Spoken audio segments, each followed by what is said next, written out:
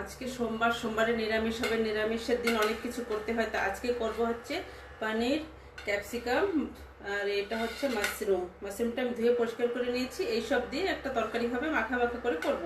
এটা ঝোল করব না, কি চিলি পনিরও করব না, ওই ধরনেরই করব। তো ঠিক আছে, সব কাটাকাটি করে রেডি করি। মাশরুমটা ধুয়ে নিয়েছি, পনিরটা কাটবো, এটা কাটবো, পেঁয়াজ, রসুন, আদা, আলু সব কেটে নিয়ে রান্নাটা আরম্ভ করব। তোমরা সাথে থাকো, আশা করি তোমাদের ভালো লাগবে। ভালো লাগলে একটা লাইক, কমেন্ট, শেয়ার করে দিও। তা ঠিক আছে, সব রেডি করে রান্না আরম্ভ করব। এখন কাটবো আমি মাশরুমটা আমি আগে কেটে নিই। মাশরুমটা কেটে তারপরে পনিরটা কাটতে বাকি আছে, মশলাগুলো সব কাটাকাটি করতে বাকি আছে। এক হাতে করা তো ধীরে ধীরে পড়ে গেল একটা, অনেক কিছু ধীরে ধীরে করতে হয়, অনেক সময় লাগে। আজকে রান্নাও অনেক কিছু করেছি। রান্না করেছি পুঁই শাক ভাজা করেছি, পটল ভাজা, আর কচুর গাঠির একটা তরকারি হয়েছে। এত কিছু সব, ভাত সব রান্না করে রেখেছি। এখন এইটা লাস্ট বাকি আছে। এইটা করলে আজকে রান্না সারাদিনেরটা কমপ্লিট হবে। মানে ভাগে ভাগে ভাগে ভাগে করতে হয় গরমের ভিতর, কি করা যাবে। আমাদের তো কাজ এইটাই, মেয়ে ছেলেদের রান্নাঘরে সবাইকে রান্না বান্না করে খাওয়াতে হবে, ভালো মন্দ পরিপাটি করে। গরম লাগুক কি ঠান্ডা লাগুক। কাটা হয়ে গেল।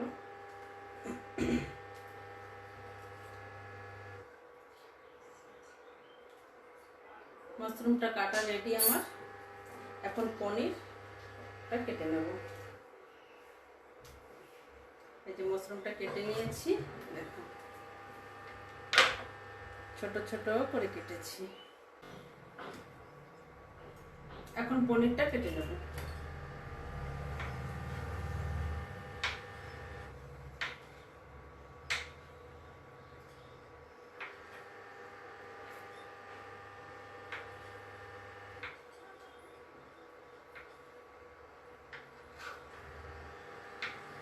পনিরটাও ছোট ছোট করে কেটে নিলাম, তেমন বেশি বড় করে কাটি নেই,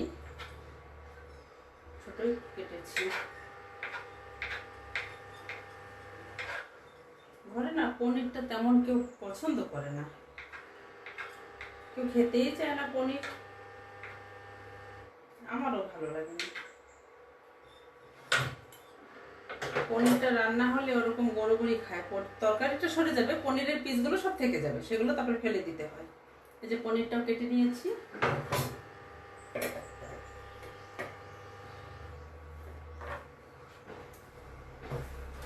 এখন এইটা কাটবো, এটা ধুয়ে নিয়ে আসি।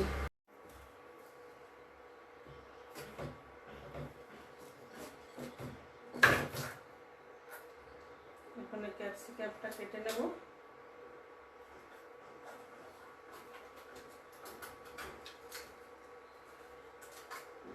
এই যে ভিতরে বীজটা বাদ দিয়ে দেব। এটা কাটার সময় সুন্দর একটা স্মেল আসে, ভীষণ ভালো লাগে। খেতে ভালো না লাগলেও স্মেলটা ভীষণ ভালো লাগে।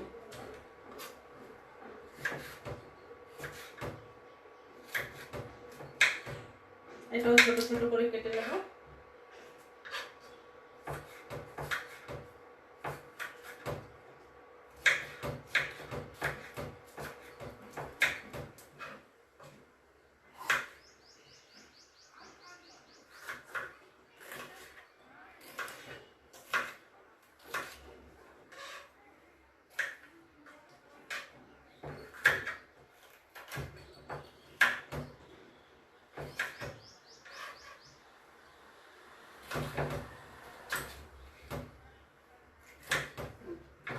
কাটা রেডি। এখন আছে পেঁয়াজ। পেঁয়াজটা কাটলে কাটাকাটিটা সরে, কাটতে তো লেগে গেল আধা ঘন্টা। পনিরটা একটু লবণ, লঙ্কার গুঁড়ো আর একটু হলুদ দিয়ে মাখিয়ে নিলাম। এখন পনিরটা আগে হালকা করে ভেজে নেব। তেলটা না বেশি গরম হয়ে গেছে, তেলটা বসিয়ে দিয়ে ভুলে গেছিলাম, বেশি গরম হয়ে গেছে। পনিরটা হালকা করে একটু ভেজে নেব, বেশি একটা ভাজা করব না।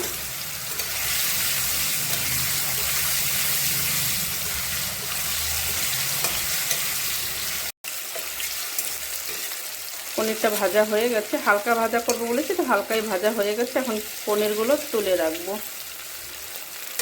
এই পনির ভাজার তেলের ভিতরে দিয়ে দেবো মাশরুম, তার সাথে ছোট একটা আলু কেটে দিয়েছিলাম।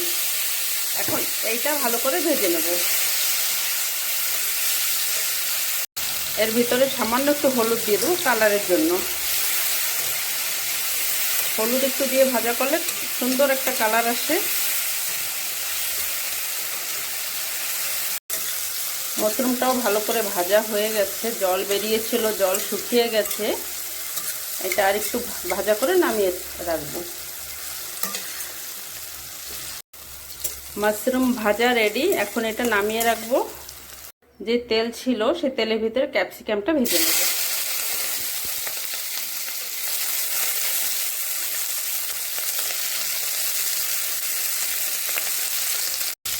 ক্যাপসিকামটাও দেখো সুন্দর ভাজা হয়েছে, একদম লাল লাল চিহ্ন পড়ে গেছে ভাজাটা। এখন এটা তুলে রাখবো। এখন ওই তেলের ভিতর দিয়ে দেবো আবার সরষের তেল। গরম হয়ে গেছে, ফোড়নে দেব তেজপাতা, শুকনো লঙ্কা, জিরে। এখন দিয়ে দেবো কেটে রাখা পেঁয়াজ। পেঁয়াজটা এখন ভালো করে ভেজে নেব। পেঁয়াজটা কিছু ভাজা হয়েছে পরে এখন 1 চামচ আদা রসুন পেস্ট দিয়ে দিলাম। এখন এর সমস্ত ভালো করে ভেজে নেব।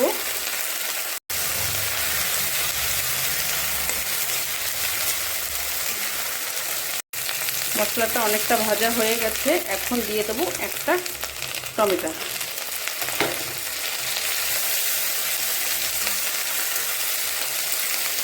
এখন ভালো করে ভেজে নেব। পেঁয়াজ, রসুন, টমেটো সবটা ভালো ভাজা হয়ে গেছে। এখন দিয়ে দেবো এই যে সব গুঁড়ো মশলাগুলো জলে ভিজিয়ে রেখেছিলাম, এই মশলাটা এখন দিয়ে দেবো। এখন মশলাগুলো সব ভালো করে আবার ভেজে নেব। এখন তেল ছাড়া পর্যন্ত মশলাটা ভাজা করে নিতে হবে। মশলাটা দেখো কত সুন্দর দেখাচ্ছে। মশলাটা আমার কষানো প্রায় হয়ে গেছে, দেখো তেলও ছেড়ে দিয়েছে, কষানো পুরো রেডি। এখন এই কষানো মশলার ভিতর দিয়ে দেবো মাশরুম, তারপরে দিয়ে দেবো পনির। এখন এগুলো একটু ভালো করে নেড়ে চেড়ে নেব।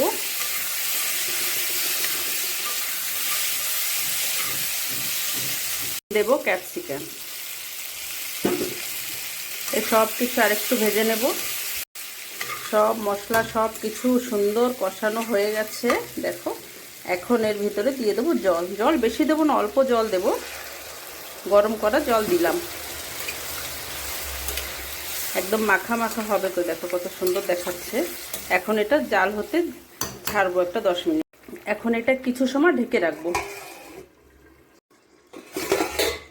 তরকারি একটু দেখি, একটা নাড়াচাড়া দিয়ে হয়েছে, প্রায় হয়ে আসছে। আর একটু জাল হলে হয়ে যাবে। খুব সুন্দর হয়েছে, ঝোল টোল শুকিয়ে গেছে, পুরা সব সিদ্ধ হয়ে গেছে আলু টালু। দেখো রান্নাটা প্রায় হয়ে গেছে। এখন আমি একটু গরম মশলা দেব, বেশি দেব না, অল্প গরম মশলা দেব। খুব সুন্দর হয়েছে। এইভাবে রান্না করে খেয়ে দেখো, ভীষণ ভীষণ ভালো লাগবে।